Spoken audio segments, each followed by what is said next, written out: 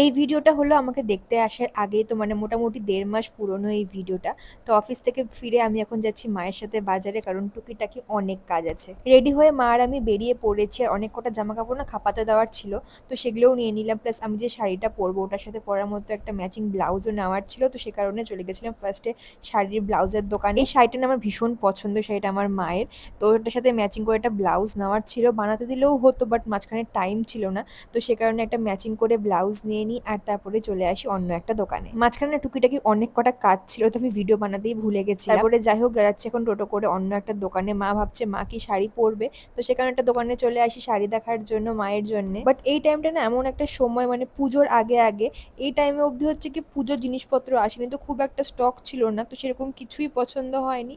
তো যাই হোক একটা শাড়ি তো নেওয়া হলো।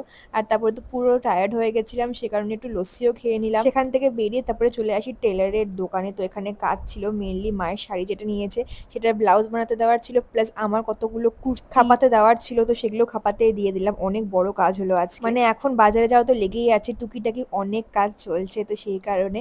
তারপরে যাই হোক সেখান থেকে বেরিয়ে তারপরে চলে আসি বাড়িতে। আর পুরো আমি টায়ার্ড হয়ে পুরো বিধ্বস্ত আমার অবস্থায় দেখে মা চলে গেছে রান্নাঘরে, বসিয়ে দিয়েছে মাছের ঝোল আর আমিও করে নিচ্ছি ডিনার। আজকের ভিডিওটা এতটাই, ওকে বাই।